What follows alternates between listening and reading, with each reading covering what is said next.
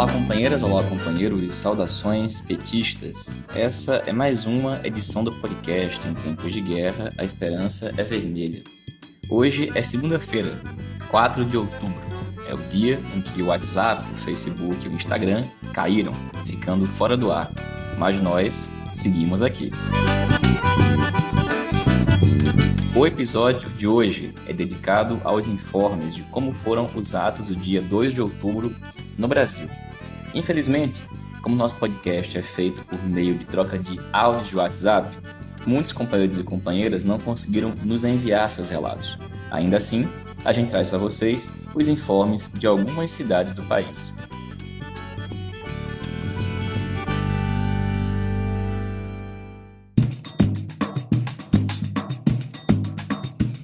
Para começar o assunto, queremos trazer aqui a análise da Direção Nacional da Tendência Petista Articulação de Esquerda, aprovada em sua reunião ocorrida neste domingo, dia 3 de outubro. A resolução aprovada diz o seguinte: no dia 2 de outubro, aconteceu mais uma rodada de manifestações pelo Fora Bolsonaro.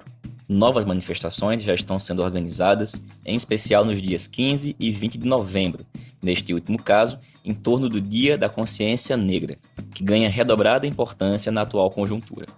As manifestações do dia 2 de outubro aconteceram em grande número de cidades no Brasil e no exterior. Reuniram centenas de milhares de pessoas, envolveram um amplo leque de forças políticas. Em comparação com outras manifestações, algumas foram maiores e outras menores, mas em todas parece ter ocorrido uma maior presença de setores populares, não apenas militantes. Ao mesmo tempo que destacamos a potência das manifestações, é preciso reconhecer que elas não têm a força necessária para obrigar o presidente da Câmara dos Deputados a colocar em votação um dos mais de 160 pedidos de impeachment, nem a força suficiente para forçar a maioria do Congresso a aprovar o afastamento imediato do presidente. Aliás, embora se tenha falado muito de que as manifestações do dia 2 de outubro seriam mais amplas do que as anteriores, a verdade é que os setores do centro e centro-direita não demonstraram grande capacidade de mobilização. No fundamental, como acontece desde o início deste ano, quem foi às ruas no dia 2 de outubro foi a militância e a base social da esquerda. Os demais setores compareceram no fundamental com discursos. Sendo assim, cabe perguntar: as manifestações atingiram um teto ou é possível ampliar? Em caso negativo, existe algum outro caminho para viabilizar o impeachment? Se não existe, qual o lugar da luta pelo Fora Bolsonaro em nossa tática? Somos de opinião que é possível ampliar, é possível fazer no dia 15 de novembro manifestações mais potentes do que as de 2 de outubro. Mas para isso é necessário que nosso Partido dos Trabalhadores faça 3 ajustes na sua tática e um ajuste organizativo. Até o momento, temos insistido em não confundir a luta pelo Fora Bolsonaro e a disputa eleitoral. Isso está correto e devemos continuar evitando essa confusão. Por isso, apoiamos a ampliação do leque de partidos convocantes e também apoiamos que pré-candidatos à presidência de outros partidos fizessem uso da palavra nos atos. Isso está correto e devemos continuar apoiando a participação de todos que defendem o impeachment. Entretanto, se é assim, então podemos e devemos ampliar o engajamento de Lula na convocatória e convidar Lula a que seja um dos oradores nos atos de 15 de novembro, sendo que o discurso de Lula poderia ser transmitido ao vivo em todos os atos. O primeiro ajuste tático, portanto, é ampliar o engajamento de Lula nos atos. O segundo ajuste tático é aumentar a pressão sobre Lira e sobre o Congresso. Quem não apoia o impeachment deve ser alvo de uma campanha de escracho público. O terceiro ajuste tático consiste em enfatizar a pauta do povo, não apenas destacando a ideia resumida na palavra de ordem Fora Bolsonaro, mas também deixando explícito que estamos lutando pelo impeachment como atalho para um governo democrático popular. É possível que setores de centro e centro-direita reclamem desses ajustes táticos. Acontece que sem eles não conseguiremos ampliar qualitativamente a mobilização e, portanto, estaremos condenando a campanha pelo Fora Bolsonaro a morrer na praia. É evidente que, mesmo com esses ajustes, é possível que não tenhamos êxito e Bolsonaro siga governando entre o período que vai das festas de fim de ano até o carnaval. Entretanto, caso isso ocorra, que seja após termos tentado tudo que estava ao nosso alcance. Além dos ajustes políticos acima citados, é necessário um ajuste organizativo. Embora a convocatória e a presença de Lula façam grande diferença, isso não basta. É preciso também criar um comando de mobilização nacional, capaz de operar efetivamente em favor da presença das periferias e das camadas mais populares. Caso estes ajustes não tenham êxito, a realidade vai se impor, e salvo algum fato extraordinário que não dependa da pressão popular, Bolsonaro seguirá na presidência e usará isso tanto no sentido de ampliar suas possibilidades eleitorais, quanto no sentido de golpear as liberdades democráticas. Neste caso, é preciso estar atento para duas situações. A primeira delas é que só venceremos essa guerra se nossa candidatura polarizar em defesa da pauta do povo. E defender a pauta do povo implica em confrontar-se com o programa neoliberal, que é defendido não apenas por Bolsonaro, mas também pela direita não bolsonarista. O que significa dizer que não existe nem existirá espaço para frente ampla, pois a única frente ampla admissível para a direita não bolsonarista é aquela que implica em manter as políticas de Guedes et caterva. Aliás, o mesmo vale para o cenário em que Bolsonaro é afastado. Nesse caso, disputaremos diretamente com a mal denominada terceira via, ou seja, com os defensores do programa neoliberal. Por este motivo, qualquer que seja o cenário, é fundamental que o debate programático ganhe centralidade, inclusive para preparar o povo para os enfrentamentos que virão, para reverter as medidas adotadas pelos golpistas desde 2016 e para realizar as transformações estruturais que são indispensáveis se quisermos garantir a soberania, o desenvolvimento, as liberdades democráticas e os direitos sociais. A segunda delas é que a campanha de 2022 não vai ser uma disputa eleitoral, mas uma guerra política e ideológica. Seja contra Bolsonaro, seja contra a terceira via, a esquerda, o PT e Lula serão atacadas de maneira brutal. Os bordões organização criminosa e nossa bandeira nunca será vermelha serão utilizados diuturnamente. Para enfrentar esse tipo de ataque, será preciso um partido preparado para tempos de guerra, disposto não apenas a responder à altura, mas também disposto a atacar com toda a força. Além disso, precisaremos de um partido capaz de enfrentar as maiorias conservadoras que controlam e provavelmente continuarão sustentando as instituições. Hoje, estamos muito longe disso, seja no plano político, seja no plano organizativo, entre outros motivos, porque setores do partido têm ilusões no comportamento da direita não bolsonarista e no comportamento do grande empresariado. A esse respeito, é importante lembrar os ataques não apenas de Ciro e Dória, mas também da grande mídia contra Lula. Por todos esses motivos, a maior certeza que emerge deste 2 de outubro é: nada está garantido. Nem a eleição presidencial, nem nossa vitória, nem nossa posse, nem nosso governo. Por isso, aos que acham que pesquisa ganha eleição, aos que só pensam em eleições, aos que já pensam em montagem de governo e aos que estão costurando alianças pela direita em nome da suposta governabilidade, lembramos que colheremos nas urnas o que plantarmos nas ruas desde já.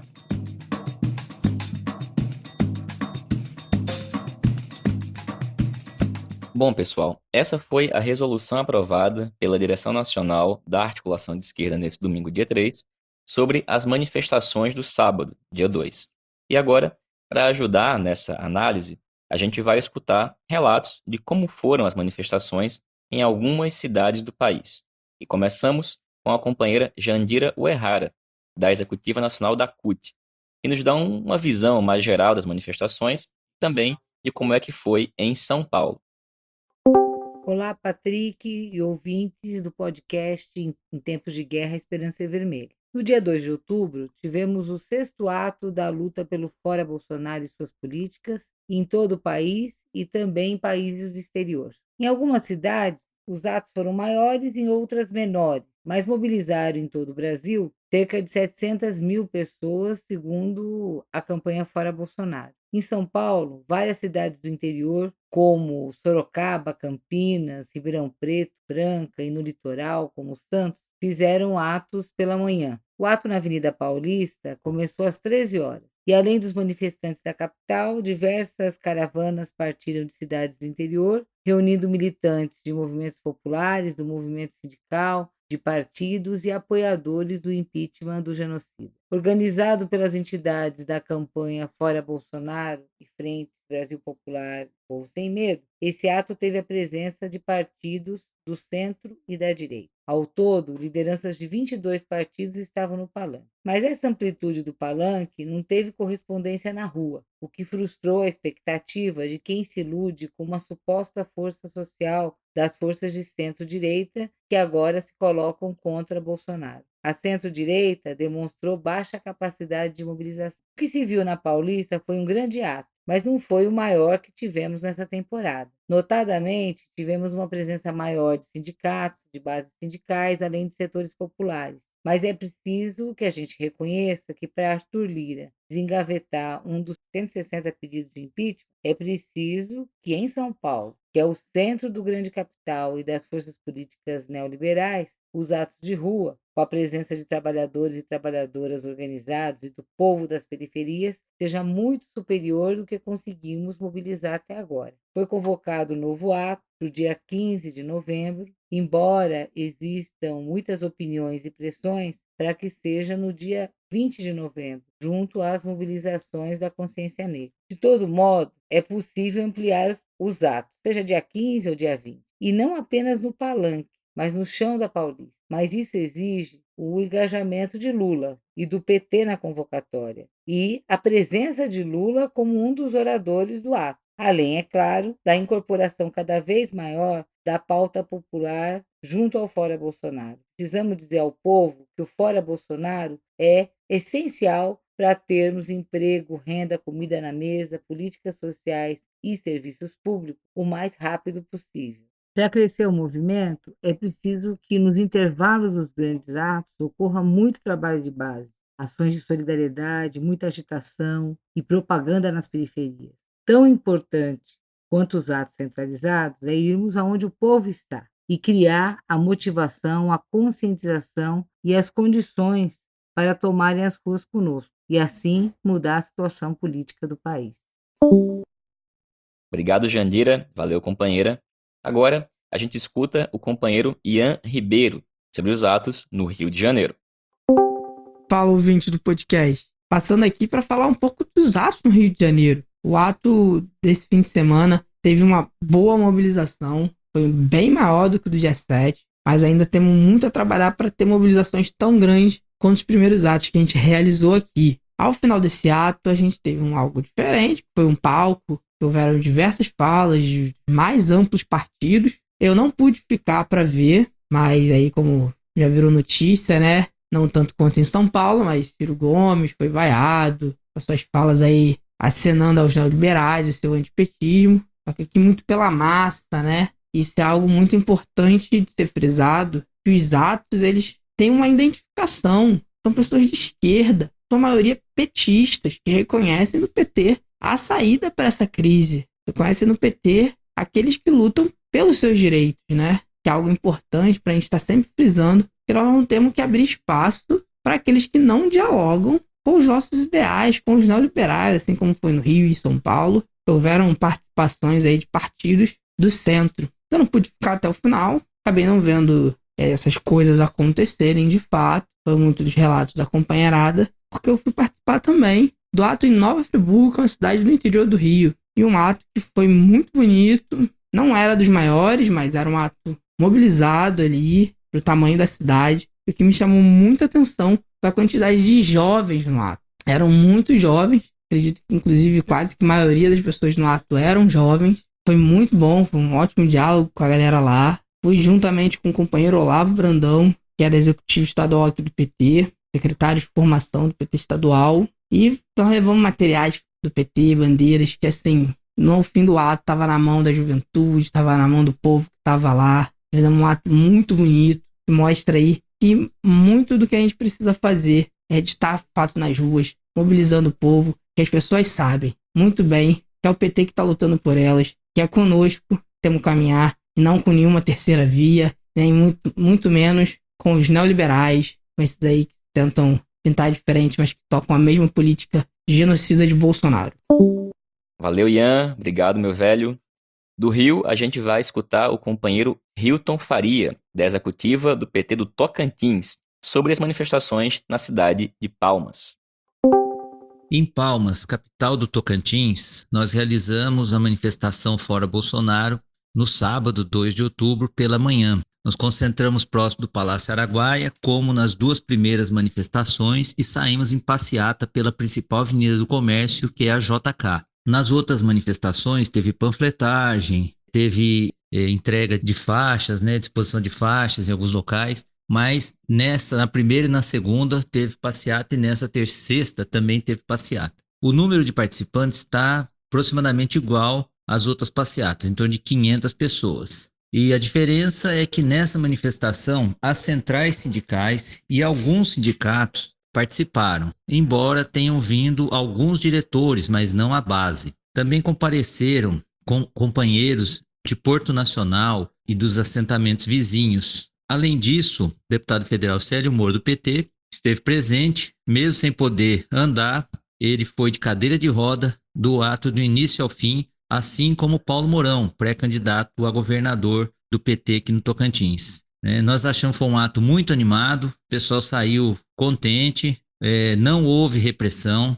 Na segunda passeata, a polícia tentou impedir a gente de sair e durante a passeata, por 2 vezes, tentou interromper a passeata. Na primeira vez, parou pouco mais de 2 minutos. Na segunda vez, parou uns 10 minutos e não deixava a gente prosseguir. Já estávamos perto do final da passeata. Nós achamos que foi importante essa manifestação porque ampliou para os sindicatos e centrais sindicais, que não estavam participando antes, mas não houve ninguém da direita participando.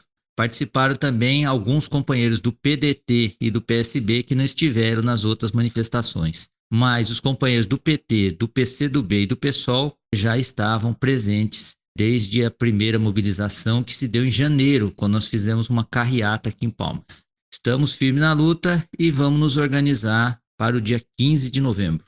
Sim, um dado interessante é que no estado de Tocantins é feriado dia 5, terça-feira, por causa da criação do estado. E a prefeitura decretou ponto facultativo no dia 4. Então, muitos servidores públicos e outros trabalhadores emendaram, fim de semana, de 2, 3, 4 e 5 de outubro. Então, pode ser um fator também de diminuir o número de participantes. 15 de novembro, uma segunda-feira e é feriado. Também corremos risco de esvaziar por causa dessa emenda de feriado. Estamos na luta, fora Bolsonaro. Aqui é Hilton Faria, sou secretário de formação do PT no estado de Tocantins.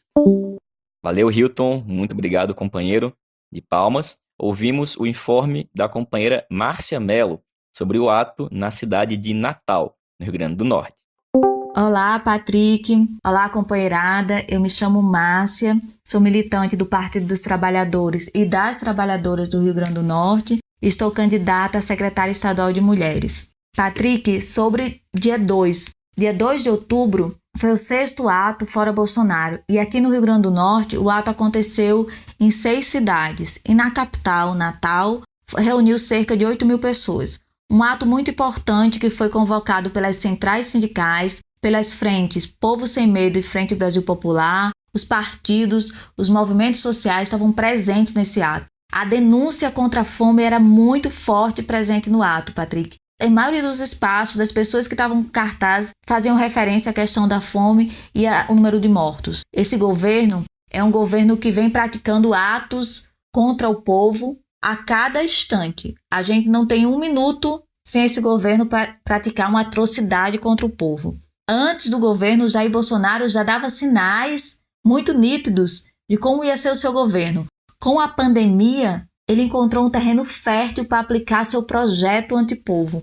Um projeto que não tem o povo como prioridade, Patrick. Um projeto que ataca as pessoas. Vale a gente lembrar o que aconteceu durante a discussão sobre o auxílio emergencial. Em plena pandemia, as pessoas vulneráveis ao vírus, sem vacina, e o Jair Bolsonaro estimulando as pessoas a voltarem ao trabalho. Ele não queria pagar o auxílio emergencial de R$600, auxílio que daria às pessoas uma condição mínima, Patrick, de se manter em segurança em casa, porque a gente sabe que ficar em casa foi privilégio para poucos e que o governo não se preocupou em deixar essas pessoas em casa.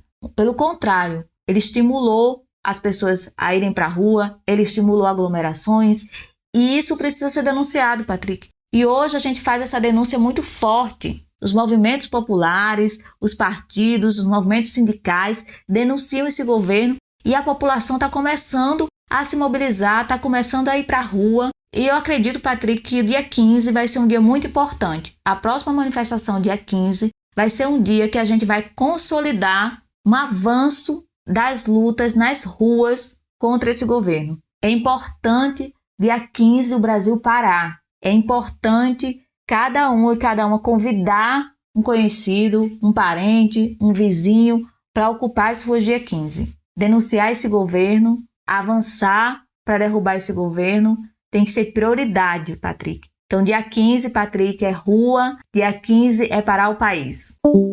Valeu, Márcia. Obrigado, companheira. E, gente, aproveitando, a Márcia está como candidata a secretária estadual de mulheres do PT lá no Rio Grande do Norte. E do RN, vamos ao Rio Grande do Sul. E de lá foi o companheiro Luiz Eduardo Bonetti, que foi eleito justamente no sábado, dia 2, secretário municipal da Juventude do PT de Santa Maria, que nos conta como foi o ato lá na cidade. Reflexo, assim, inclusive, do próprio cenário nacional, a gente percebeu que aqui em Santa Maria se refletiu, assim, essa construção mais ampla do fora Bolsonaro, com mais partidos se somando, assim, e no quesito mobilização, a gente percebeu que a gente conseguiu avançar, a gente conseguiu estabelecer, né, durante uma semana, aí, a panfletagem, junto às organizações que constroem aí, né, o ato pelo fora Bolsonaro. Isso foi um fator muito positivo. Acho que no que a gente tem que perceber e inclusive refletir sobre isso o nosso ato conseguiu, né, manter os níveis e os atos que a gente está conseguindo nesse momento, mas ele não cresceu numericamente. E isso é um fator que a gente precisa agora para esse próximo momento avaliar, entender o porquê isso aconteceu, né? Justamente por entender, bom, se mais partidos se somaram, por que a gente não conseguiu rever isso, né? Se refletir em número mesmo, de perceber mais gente chegando junto, mas de qualquer forma, politicamente a gente percebe que a gente está conseguindo avançar assim nessa construção na cidade,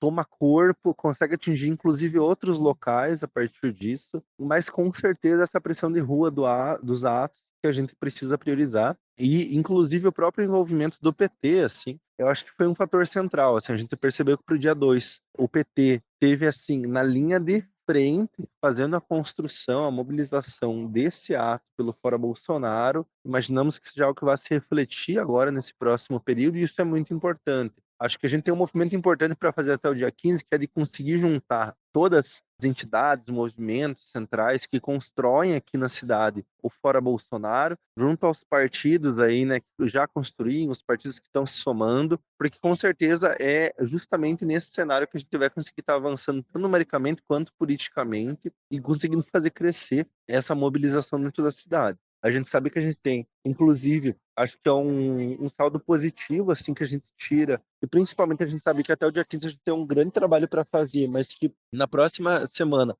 já encaminhamos uma reunião marcada justamente para a gente conseguir realmente construir uma agenda até o dia 15 de atividades de mobilização, né, aqui na cidade, e com certeza isso vai ser um fator determinante. Assim, acho que o movimento está sendo feito de conseguir concentrar de forma unificada a maior parte, né, a maioria das entidades, movimentos coletivos, partidos da cidade, e tenho a certeza de que se agora, no dia 2 de outubro, a gente não conseguiu ver, refletir esse avanço numérico, a expectativa é que para o dia 15 de novembro a gente consiga. Sabemos também que aqui na cidade a gente vai ter toda uma construção do mês da consciência negra, a gente está atuando junto aí ao movimento negro para fazer essa construção e temos a certeza de que a gente vai conseguir fazer um grande ato no dia 15, mas principalmente fortalecer essa unidade que a gente vê avançando em relação aos partidos, junto aos movimentos mesmo, nessa pegada, na luta de rua e principalmente conseguir fazer com que esses partidos que estão se somando realmente consigam botar militância,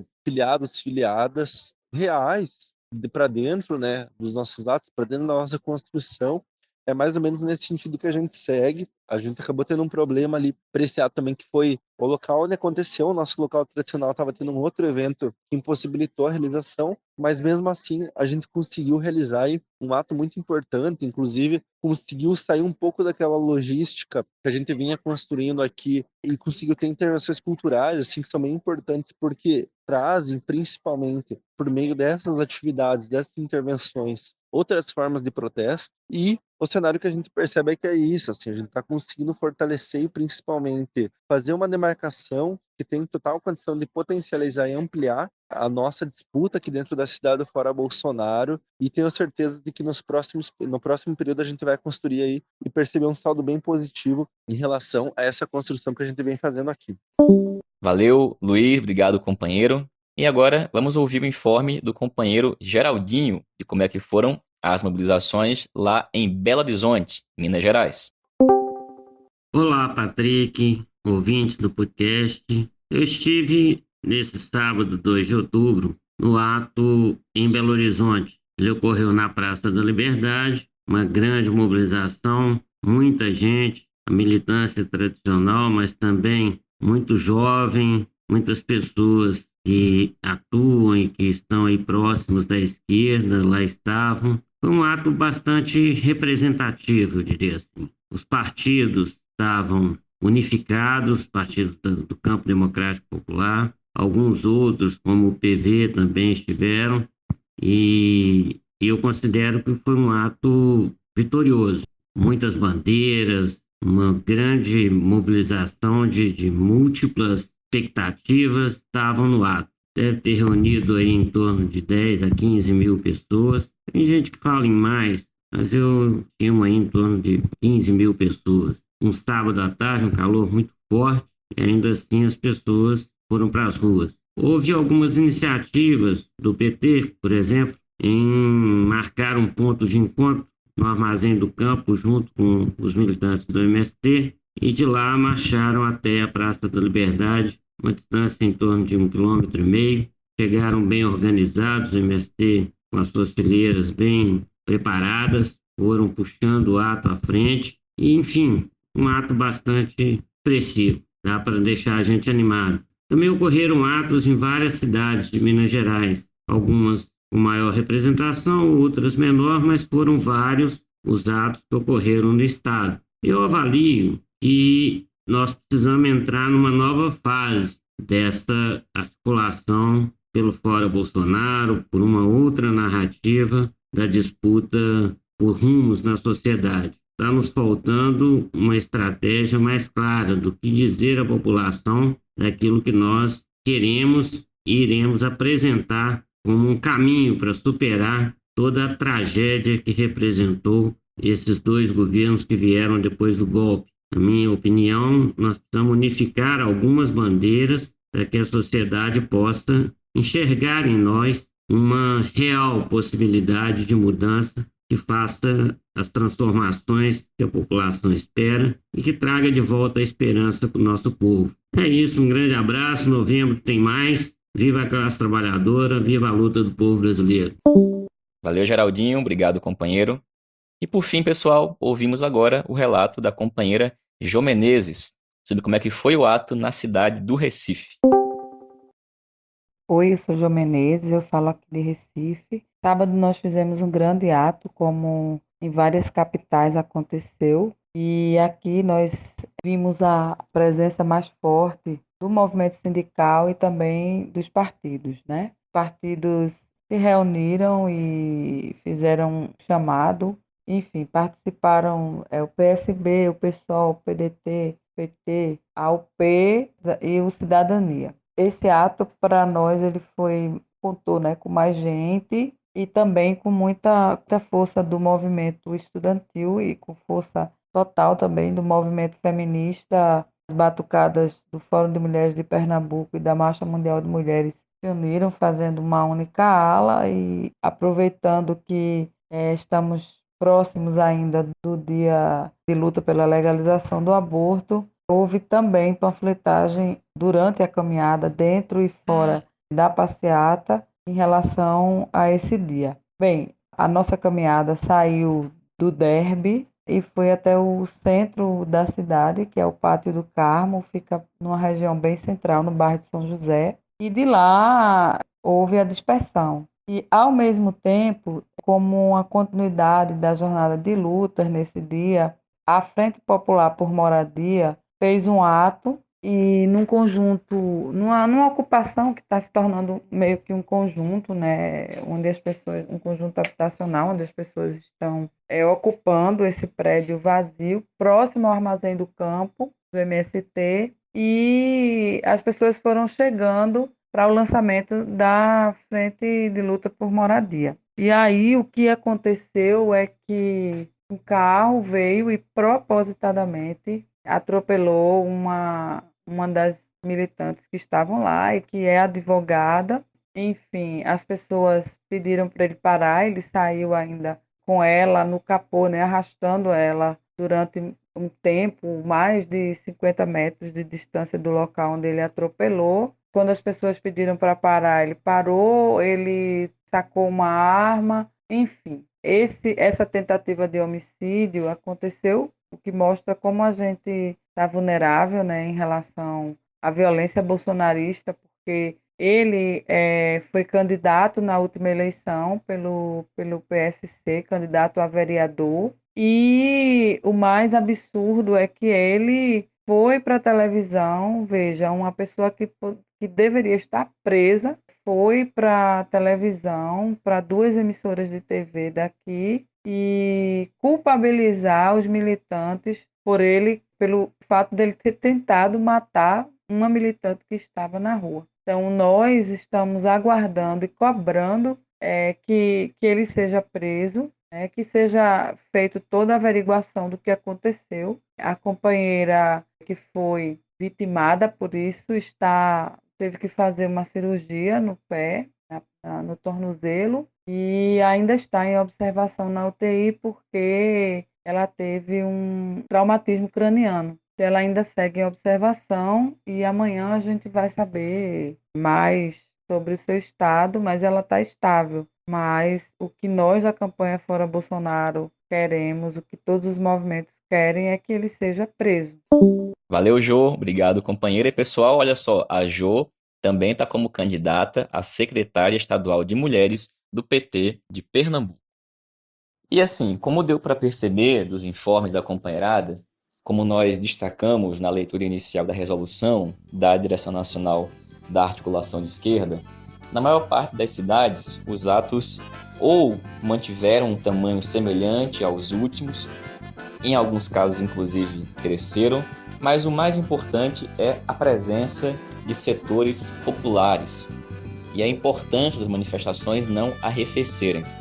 É com essa avaliação e esse diagnóstico que a gente tem que apontar agora para o dia 15 de novembro, para fazer uma manifestação maior do que foi essa no dia 2 de outubro.